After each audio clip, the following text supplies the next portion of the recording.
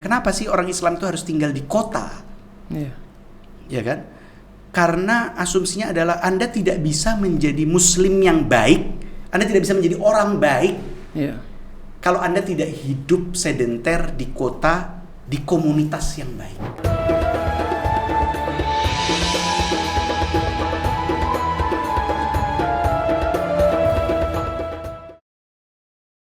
Assalamualaikum warahmatullahi wabarakatuh, para sahabat Mahya atau Majlis Hikmah Alawiyah.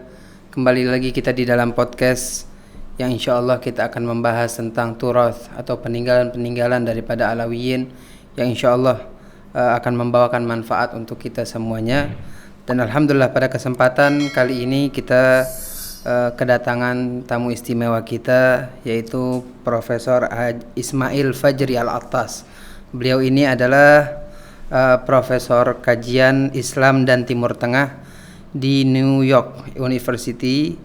Juga di antaranya beliau Associate Editor Journal of the Royal Asiatic Society dan juga pengurus Laksesdam PBNU.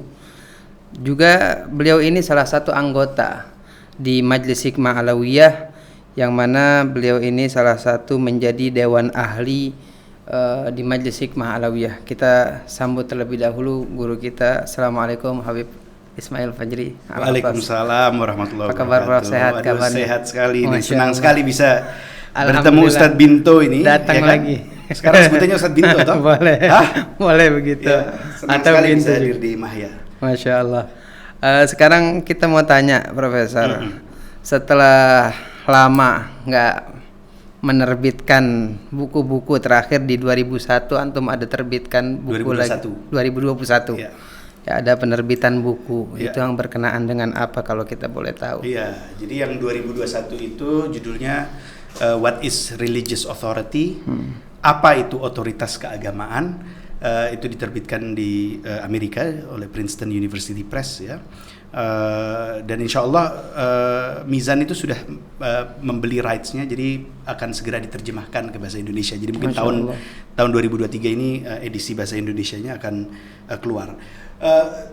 Buku itu mencoba memahami sebenarnya otoritas religius itu apa sih, yang kita sebut sebagai otoritas itu apa. Dan saya melihat tentu dengan studi kasusnya sejarah para habaib ya, baik dari mulai sebelum Imam Al-Haddad sampai ke zaman Imam Al-Haddad sampai ke yang kontemporer. Itu studi kasus saya Habib Lutfi di Pekalongan. Dan saya melihat bagaimana salah satu saya pikir ya kontribusi besar para habaib dan keahlian para habaib itu adalah membangun jamaah. Masya Allah. Jadi otoritas itu hanya bisa timbul. Otoritas itu adalah sebuah relasi yang hanya bisa ada pada saat Anda melakukan kerja keras membangun jamaah. Ajib. Karena apa? Anda mau sealim apapun, Anda mungkin adalah orang yang paling alim di seluruh dunia. Kitab Anda mungkin yang Anda tulis itu bisa 120 jilid atau seperti itu. Tapi belum tentu Anda otoritatif. Ajib. Ya kan? Tapi ada orang yang misalnya menulis seperti misalnya ya, sebagai contoh ya dari tradisi atau sejarah Hadramut, Syekh Salim bin Sumer ya. Kitab yang sangat simple ya, Safinah ya, Safinatun Najah. Sangat simple, paling cuma 30 halaman. Betul. Tetapi sangat otoritatif. Bagaimana saya maksud dengan sangat otoritatif? Kitab itu dipakai Banyak peminatnya dan dipakai untuk mengajarkan basic keislaman nih. Iya. Baik di pantai timur Afrika, Betul. di Hadramaut, di pantai barat selatan India, di Malabar, dan di Asia Tenggara. Orang itu melek Islam itu melalui kitab itu. Itu adalah kitab yang sangat otoritatif, ya kan? Karena apa? Kitab itu berkaitan dengan jamaah. Dipakai, diajarkan, dan diikuti oleh jamaah. Nah, Anda mungkin banyak yang lebih alim dari Syekh Salim bin Sumer, ya kan? Tetapi belum tentu seotoritatif beliau dalam kemampuan mendefinisikan Islam untuk jamaah pada umumnya. Nah, saya lihat para habaib itu keahlian mereka memang membangun jamaah, dan ini tentu mereka dalam hal ini mengikuti jejak datuk-datuk mereka sampai ke Nabi. Apa sih yang Nabi lakukan? Nabi itu kan membangun jamaah. Iya. Ya kan? Terkadang kita terkesima dengan oh kalau Islam itu harus membangun negara, harus ada negara Islam. Artinya semua itu yang berpikiran seperti itu di zaman modern ini kita lihat gagal. Semuanya. Tapi mungkin yang diajarkan oleh Nabi itu bukan membangun negara atau imperium, khilafah, ya kan, tetapi jamaah yang terdiri dari orang-orang yang bergabung bersama untuk mempelajari dan mempraktikkan serta mengembangkan sunnah-sunnah yang pertama awal digagas oleh Nabi. Nah, itu saya pikir salah satu yang paling menarik dan paling berhasil dari sejarah para habaib ini. Makanya mereka bisa otoritatif di mana tempat mereka datang karena mereka mampu membangun jamaah. Artinya dalam hal ini mampu membangun jamaah, Prof. Mereka berhasil mencetak karakter manusia seperti itu. Ya, artinya begini ya. Saya tidak mau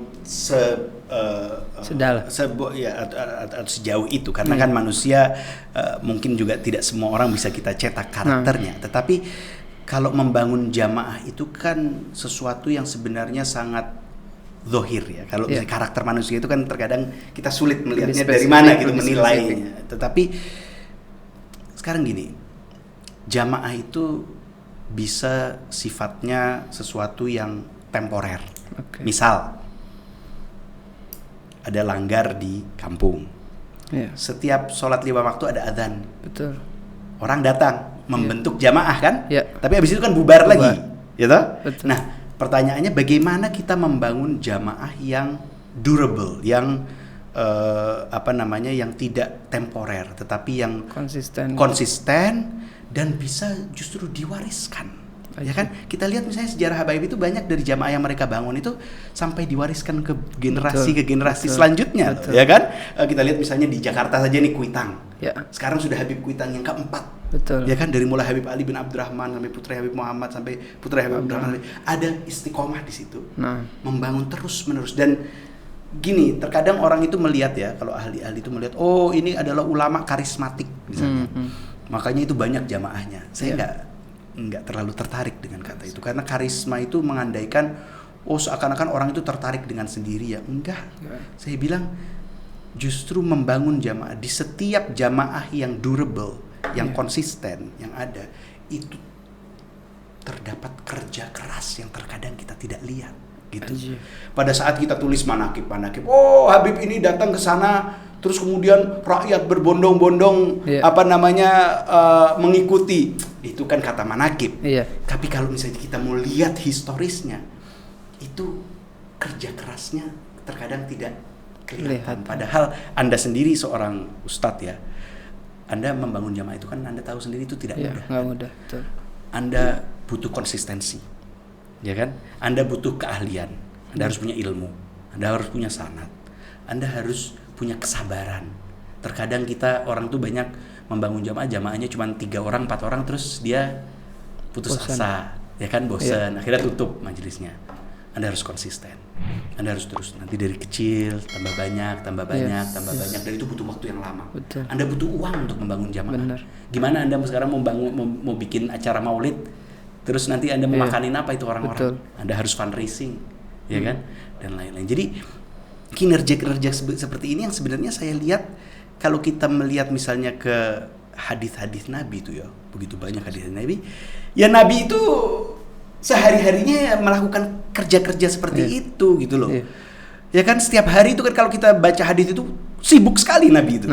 Ya kan? Nanti ada orang yang ngeluh masalah ini, ada orang yang nanti bertengkar, dia harus islahdatul bain, harus mendamaikan orang, harus yang ini, apalagi orang Arab karakternya susah, ya kan? Dan lain-lain. Dan itu yang kita lihat misalnya dilakukan oleh para habaib baik di Hadramut maupun di tempat-tempat di mana mereka hijrah. Mereka menjadi orang lokal. Mereka banyak dari mereka kawin di situ, mereka membentuk sistem kekerabatan sehingga bisa dipercaya oleh masyarakat lokal, akhirnya membangun jamaah yang terus semakin besar sampai terus diwariskan dan terus. Nah, ini saya pikir di sini letak amanah kenabian itu, amanah nubuwah itu ya di situ membangun jamaah, nggak muluk-muluk tuh bangun negara Islam kayak khilafah dan lain-lain. Bangun jamaah aja sulit, membangun negara lagi kan. Nah, itu yang saya soroti di Nah, dengan begitu mereka menjadi otoritatif. Jadi bukan Anda itu sudah otoritatif kemudian Anda bisa membangun jamaah. Enggak, Anda menjadi otoritatif karena Anda membangun jamaah gitu loh. Logikanya tuh dibalik. Terkadang orang bilang, "Oh ya pantas saja si Habib ini banyak muridnya, banyak pengikutnya karena dia alim besar." Enggak lah. Lo mau sealim apapun kalau misalnya lo nggak melakukan kerja-kerja keseharian itu nggak akan ada pengikutnya. Tetapi lo mungkin ilmu lo sedikit.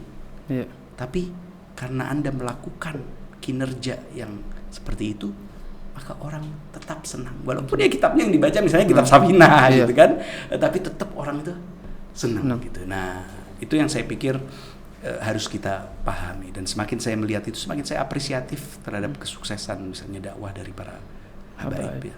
Nah, gitu. Masya Allah. Lalu Habib Aji, yang kita mau tanya juga tentang buku yang antum karang ini, selain yang tadi antum sampaikan, apalagi judul-judul yang menarik di dalam riset karangan antum tadi? Ya, itu buku itu baru selesai tahun 2021 ya. Dan itu saya mulai riset mungkin sekitar saya mulai riset untuk buku itu mungkin 10 tahun atau 15 tahun ya, lama. Nah, sekarang saya masih ini termasuk buku yang waktu itu antum riset di Hadramut ya, tahun 2006. Termasuk iya dari zaman itu. Jadi itu mulai mengumpulkan sourcesnya dan lainnya. Memang terkadang kita nggak mau nyusu ya kalau misalnya nulis buku pelan-pelan, kita pengendapan biar matang dan lain, biar akhirnya kemudian menjadi clear. Nah, sekarang saya baru memulai proyek riset yang kedua, ya kan? Dan yang kedua ini pertanyaannya sebenarnya berhubungan dengan yang pertama. Tadi kan yang pertama kan kinerja para habaib dalam membangun jamaah nih. Nah, sekarang yang salah satu pertanyaan yang muncul dari riset yang pertama itu adalah mengenai masalah spatiality, ruang. Jadi gimana sih hubungan agama Islam ini dengan ruang? Ya, ruang itu artinya tempat, ruang dan lain-lain. Karena gini, terkadang itu begini ya konteksnya nih ya Ustadz Pinto ya. Terkadang itu para ahli studi agama itu membedakan antara agama-agama yang dianggap agama global atau universal dengan agama-agama lokal. Agama-agama lokal itu apa sih? Kayak misalnya agamanya suku Anak-Kalang di Flores, agamanya orang Meratus Dayak, agama-agama lokal yang kecil-kecil tua-tua ya kan gitu. Biasanya yang disebut agama lokal itu dianggapnya agama yang dekat dengan bumi. Ajib. Agama bumi makanya disebutnya. Agama yang juga partikulir. Jadi artinya apa? Oh, agama itu ya cuman agamanya orang Dayak Meratus misalnya. Dia tidak bisa ditransmisikan ke tempat orang lain gitu, karena memang agama itu sangat embedded, sangat terikat dengan lokalitas tempat gitu, tempat-tempat sucinya dan lain-lain. Nah, itu berbeda dengan agama global atau agama yang disebut universal atau agama samawi gitu ya. Nah, dianggapnya itu selalu kalau agama yang samawi itu mereka tidak terikat dengan ruang. Apa contohnya? Islam tentunya, Christianity ya, agama Kristen, dan agama Buddha. Ini 3 agama global biasanya. Kalau Yahudi itu bukan agama global biasanya. Dia disebutnya agama partikuler karena itu agamanya orang Yahudi. Ajib. Mereka nggak mendakwahkan agama mereka ke orang lain kan, itu hanya agamanya orang Yahudi. Agama Kristen, Islam, dan Buddha itu mampu mengglobal. Dia berdakwah ke tempat-tempat lain. Agama Buddha misalnya tadinya agamanya orang India, tapi kemudian menjadi agamanya orang Cina, agamanya orang Jepang, ya kan? Agama Kristen juga tadinya agamanya orang Yahudi, tapi kemudian menjadi agamanya orang Romawi, orang Afrika. Begitu juga Islam, tadinya agamanya orang Arab, kemudian menjadi agama yang besar. Nah, asumsinya begini, asumsinya itu kalau agama-agama besar ini, agama-agama global ini, mereka bisa mampu menjadi agama dunia karena mereka tidak terikat dengan lokalitas. Jadi mereka selalu menganggap, oh kalau Islam itu agama teks, bukan agama konteks, bukan agama tempat dan ruang. Nah, saya ada masalah dengan asumsi itu. Ada masalahnya kenapa? Karena kalau kita lihat dari sejarah awal agama Islam pun, itu masalah permasalahan ruang atau tempat itu penting sekali. Penting sekali. Artinya gimana? misalnya ya, Mekah sebagai tempat suci dari sebelum Islam tetap dipertahankan dan kita harus berhaji ke tempat yang partikuler itu, satu. Yang kedua, pada saat Nabi berhijrah ke Yathrib, yang beliau lakukan pertama adalah tahrim al-Madinah, membangun haram di Madinah dengan negosiasi dengan suku-suku yang ada, Aus, Khazraj dan suku-suku Yahudi, ada Banu Nadir, Banu Qainuqa, Quraidah. Oke, kita declare nih, makanya ada Suhuf al-Madinah itu, piagam Madinah mendeklarasikan Madinah sebagai haram. Dan kita lihat misalnya kebijakan-kebijakan awal Nabi itu, beliau itu selalu mengajak orang itu, manusia Arab ya, untuk tinggal di satu tempat. Karena banyak kan orang Arab waktu itu kan nomaden. Mereka hidupnya pindah dari satu tempat ke tempat yang lain. Nabi justru mengatakan, nggak bisa kamu membangun sebuah peradaban yang konkret, yang kuat, yang bagus, yang maslahat untuk umum, kalau Anda tidak mempunyai loyalitas dengan sebuah tempat. Maka itu beliau mengajak orang-orang itu, misalnya orang-orang Arab yang nomaden itu, untuk udahlah jangan hidup nomaden lagi, hidup yang sedenter, menetap, bertani, bercocok tanam. Dari situ kan membangun perekonomian, membangun sebuah tatanan masyarakat. Begitu juga waktu setelah Nabi meninggal, Amirul Mukminin ya Sayyidina Umar bin Khattab itu melakukan futuh kan, melakukan penaklukan wilayah. Yang dilakukan oleh orang-orang Arab pada saat mereka menaklukkan wilayah-wilayah ini adalah mereka membangun kota. Membangun kota. Bangun kota, betul. Yang disebut sebagai kota garnisun Misr, Amsar, jamak Amsar, Misr. Apa aja sih kota garnisun itu? Di Irak ada kota garnisun namanya Fustat. Di Irak ada kota garnisun namanya Basrah, Kufah, ya kan? Ini semua nih kota garnisun. Artinya apa? Kota militer. Jadi kota yang memang dibangun oleh para penakluk Arab ini, di mana orang-orang Arab Muslimin ini harus tinggal di situ. Jadi polisinya, kebijakannya Sayyidina Umar yang kemudian dilanjutkan oleh Sayyidina Utsman dan sampai ke Muawiyah, itu orang Arab itu nggak boleh pada saat dia menaklukkan wilayah nih, dia nggak boleh tinggal di tempat orang-orang yang ditaklukkan tinggal, karena mereka takut jangan sampai ini kita mengganggu kehidupan orang. Karena apa? Mayoritas orang di Arabia ini yang terkadang kita lupa, Ustadz Bintu. Kita menganggap Arab dan Timur Tengah itu kan Islam. Tapi 300 tahun pertama sejarah Islam, mayoritas orang itu di Timur Tengah itu agamanya apa? Bukan Islam. Kristen. Mayoritas Kristen. Dan sekarang kita baru tahu bahwa semakin banyak ekskavasi arkeologis, ternyata banyak sekali biara-biara Kristen yang besar itu. Nah, kebijakan Amirul Mukminin di Madinah itu, kita jangan ganggu orang lokal. Udah, yang penting mereka bayar jizyah, kita bangun tempat tinggal sendiri dan kita tinggal di situ. Dan pemerintah Madinah itu mempunyai kebijakan, kalau orang Arab tetap mau hidup nomadik ya, mau hidup sebagai nomad, sebagai badu, mereka akan ditreat sebagai warga kelas 2. Jadi artinya apa? Memang betul-betul kebijakan pemerintah waktu itu adalah, udahlah tinggalin ini cara hidup lama ini, cara hidup yang nomadik, kita hidup di satu tempat. Dan satu lagi asumsi dasarnya, kenapa sih orang Islam itu harus tinggal di kota? Ya kan? Karena asumsinya adalah Anda tidak bisa menjadi muslim yang baik. Anda tidak bisa menjadi muslim yang baik. Anda tidak bisa menjadi orang baik. Kalau Anda tidak hidup sedenter di kota, di komunitas yang baik. Jadi artinya ruang itu juga membentuk kita sebagai manusia, gitu. Tadi kan Anda bilang, bagaimana itu tadi masalah karakter manusia. Karakter itu tidak hanya yang saya pahami, dia itu tidak hanya karena yang penting kita ngaji kitab terus kita bisa menjadi karakter yang baik. Enggak. Untuk Anda menjadi orang baik itu asumsinya Anda harus tinggal bersama orang-orang baik. Anda harus tinggal di tempat yang baik, di komunitas yang baik, maka komunitas itu akan membentuk Anda. Jangan sampai asar ini hilang. Iya. Kalau athar ini hilang, sejarahnya hilang. Kalau sejarahnya hilang, ajarannya bisa hilang. Betul.